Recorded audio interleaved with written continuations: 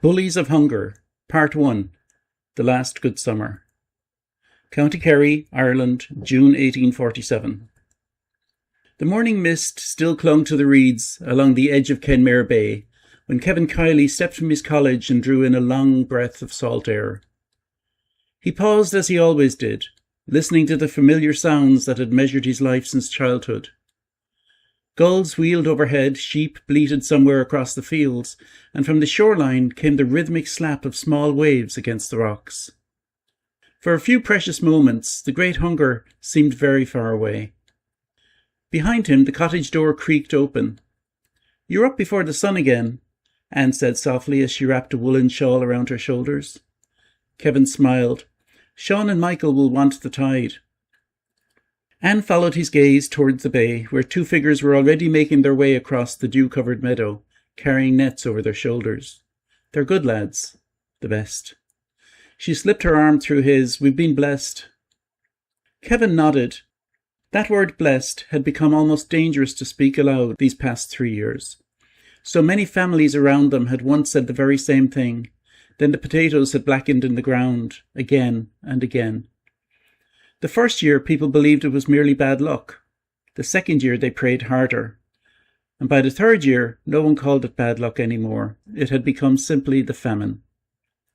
Sean Kiely, 18 years old and already broader in the shoulders than his father, turned and waved from halfway across the field. "Hurry yourself, Michael." His younger brother laughed as he struggled with the heavier basket. "I'm coming." "You'll scare all the fish away walking that slow." Anne watched them disappear toward the water. "They still laugh." Kevin looked at her. "Children should laugh. They're nearly men. They'll always be children to us." Anne smiled despite herself. Only little Maeve remained asleep inside. She had celebrated her 10th birthday only weeks before. Instead of a cake, there had been oat bread sweetened with a spoonful of honey that Anne had saved all winter. Maeve had declared it the finest feast she'd ever eaten. No one had corrected her. Breakfast consisted of oat porridge, 2 herring from the previous day's catch, and coarse brown bread baked from meal purchased with the boys' earnings. It wasn't much, but it was enough. Enough had become a luxury. Throughout the district, smoke no longer rose from many cottages. Entire families had vanished. Some had died, others had gone to the workhouse. Many had accepted passage to America or Canada aboard ships whispered about as coffin ships. Every Sunday after Mass, another family seemed missing from the pews. The priest no longer asked where they had gone. Everyone already knew. By midday, Kevin was repairing a stone wall bordering his small holding. Barely 6 acres. Poor land by most standards, but every inch had been worked by his father before him. The rent had always been paid, always. Kevin took quiet pride in that fact. No matter how difficult the year, no matter how poor the harvest, the Marquess's agent received every penny owed. It mattered to Kevin. A man's word mattered. A paid rent mattered. Surely it counted for something. That afternoon, his neighbour, Padraig O'Shea, arrived with troubled eyes. "You've heard." Kevin leaned on his spade. "Heard what?" "The meetings." "What meetings?" Padraig lowered his voice. "The landlords." Kevin frowned. "They've new laws from London." "What laws?" "The poor law." Kevin had heard the phrase, only vaguely. Padraig continued. "They say landlords must now pay poor rates for every tenant left on their estates." Kevin shrugged. "What has that to do with us?" Padraig stared at him. "What if the easiest way to avoid paying—" He stopped. "Is to have no tenants?" Kevin laughed. "You're frightening yourself." "I wish I was. Our rent is paid. So's mine. We've caused no trouble. Neither have I." Kevin shook his head. "The Marquess has thousands of tenants. Aye. He'll not clear them all." Padraig looked away toward the hills. "I pray you're right." That evening, Sean and Michael returned with baskets full of pollock, mackerel and wrasse. Maeve danced around them. "You've caught enough for everyone," Sean grinned, "and enough to sell besides." Michael proudly handed a fat mackerel to his mother. "For supper." Anne kissed his forehead. "My fisherman." Kevin watched his sons clean the catch outside. Strong hands, hard workers, honest lads. If the potatoes failed again, the sea would keep them alive. It had to. Sunday brought Mass at the little chapel. Father Sullivan's sermon spoke of perseverance, of Job, of suffering, of hope. When the congregation emerged afterwards, the conversations were subdued. Several strangers stood beside carts loaded with trunks and rough wooden chests, emigration agents. One spoke cheerfully about Quebec, another promised opportunities in New York. A third distributed printed notices describing assisted passages funded by landlords. Some families listened, others walked away. One old woman tore the notice in half before dropping it in the mud. Kevin took Maeve's hand. Come. Anne lingered. Shouldn't we hear what they have to say? We've no need. They say passage is free. We're not leaving Ireland. Anne searched his face. You sound certain. I am. She nodded slowly. Our boys have the sea. We have our rent paid. Our cottage, our neighbours, our family. Kevin smiled. We've weathered 3 years already, and we'll weather a 4th. He believed it with all his heart. Later that week, the village schoolmaster arrived carrying newspapers from Cork. Few could read them. Kevin could not. The schoolmaster read aloud instead, beneath an old ash tree, while a crowd gathered around. The stories were grim. More workhouses overflowing, more fever, more deaths, more ships leaving. Then came another report. Some estates were beginning to remove entire villages. Thousands displaced. Entire rows of cottages demolished after families departed. One man spat upon the ground. Not here. Another nodded. Never here. Kevin said nothing. He simply walked home. Surely such things happened elsewhere, not in Kenmare. Not to families who had never missed their rent. Not to men who worked honestly. Not to people who wanted nothing more than to be left alone. That night, rain beat steadily against the thatched roof. Inside, the family gathered round the peat fire. Sean mended a net. Michael carved a tiny wooden boat for Maeve. Anne knitted by the light of a tallow candle. Kevin watched them all in silence. There were moments a man wished he could hold forever. This was one. The warmth, the laughter, the smell of fresh fish cooking, the sound of rain outside instead of hunger. He silently thanked God. Whatever tomorrow might bring, tonight they were together, safe, fed, home. Outside, beyond the darkness, a lone horseman rode the muddy road, carrying leather satchels filled with notices bearing the seal of the estate office. By week's end, they would begin arriving at cottages throughout the district. The Kielys did not yet know it, but the knock that would change their lives forever had already begun its journey. Part 2. The Notice. County Kerry, Ireland, July 1847. The first notice appeared 3 miles away. It was nailed to the door of old Tom O'Driscoll's cottage. By evening, everyone in the parish had heard about it. No one knew exactly what it said, only that Tom's wife had collapsed into tears after the estate bailiff rode away. By the following morning, another family had received one, then another, then 3 more. Each evening brought fresh rumours. The leases are ended. They're clearing the whole valley. They're sending everyone to Canada. They're knocking the houses. No one knew which stories were true. By Sunday, they all were. Kevin Kiely stood outside the chapel with half the parish gathered beneath lowering grey skies. Father Sullivan spoke quietly with several men. No one smiled. Padraig O'Shea found Kevin near the gate. You've still had nothing. Kevin shook his head. Nothing?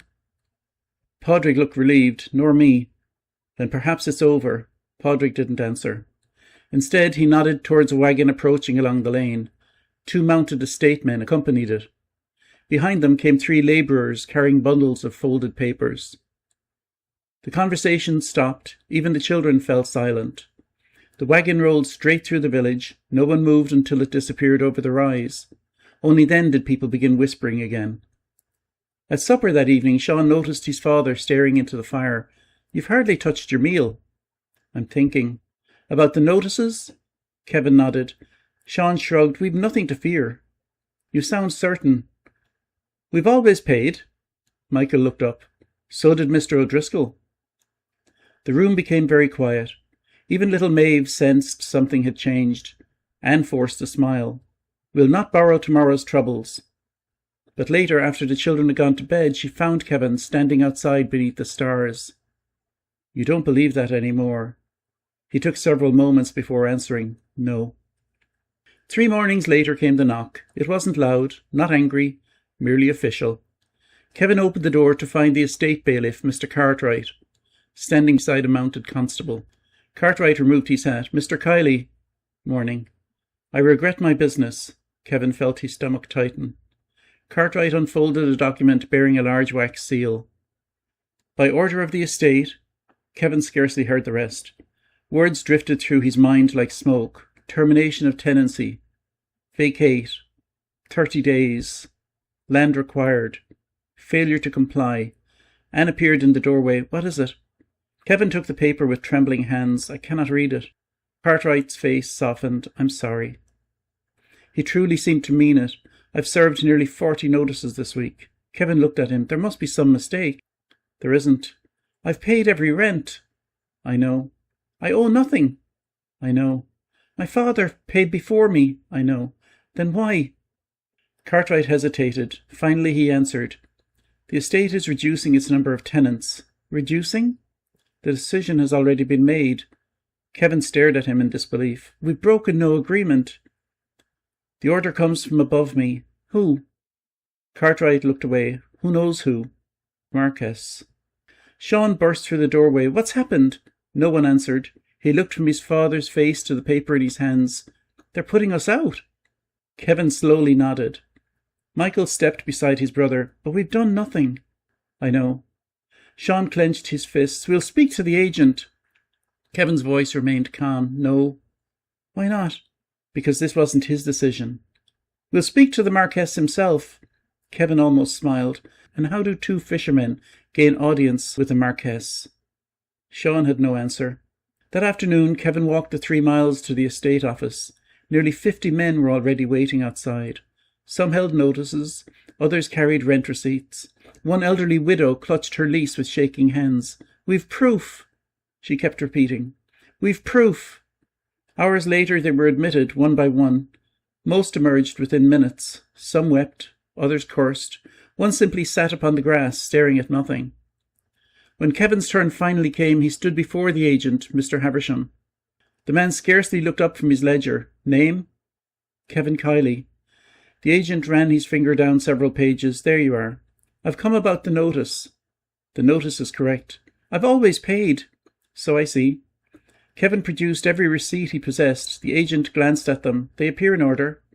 Then why am I being turned out? The estate has adopted a new management policy. I don't understand. The holding is no longer required. It is required by me. That's unfortunate.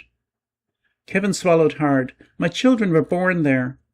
The estate acknowledges that. My father died there. The estate acknowledges that. Then surely the decision is final. There was nothing else. No explanation. No accusation. No fault. Simply final. Outside the office, Kevin met Padraig. His neighbour's eyes were red. They got you too. Kevin nodded. Padraig laughed bitterly. We're all fools. What do you mean? We believed paying rents protected us. Kevin looked down at the folded notice in his hand. It doesn't. As July drew towards its end, wagons carrying emigrants began leaving the district almost daily. Some families accepted assisted passages offered by the estate. Others refused. Those who refused received another visit, this time accompanied by constables. The story spread quickly. Doors broken, furniture thrown outside, roofs stripped, families sleeping beneath hedgerows, children crying throughout the night. Every rumour carried the same dreadful ending. The cottages were levelled. Sean worked longer hours at sea. Michael sold fish in neighbouring villages. Anne began quietly sewing extra clothing together from scraps of worn garments. Maeve asked innocent questions. When are we moving? Where will we go? Will there be a school? No one could answer. One evening, Kevin climbed the hill overlooking the valley. The setting sun bathed the scattered cottages in golden light. Smoke rose peacefully from their chimneys, and from this distance, nothing seemed wrong. The land looked eternal, unchanging, yet he knew that within weeks many of these homes would cease to exist. Not abandoned, destroyed. as if the families who had lived there for generations had never existed at all. He wondered whether future generations would even know there had once been children laughing in these fields, whether anyone would remember, or whether only the sheep grazing there would inherit the silence. Back at the cottage, Sean spread a rough chart of Kenmare Bay across the table. "The weather looks fair tomorrow," Michael nodded. "We'll head farther west. The bigger fish are running." Kevin smiled faintly. "Bring back enough to feed a village," Sean laughed. "We'll try." As darkness settled, Anne stood beside Kevin at the doorway. "You still think we'll find a way?" He looked at the cottage, at the small vegetable patch, the hens scratching beside the wall, the rowan tree he had planted the year Sean was born. Everything a man could call home. "I have to believe it." Anne slipped her hand into his. Neither noticed the column of smoke rising beyond the next hill. Another cottage had begun to burn. Not by accident, by order. And before the summer was over, the flames would come for theirs.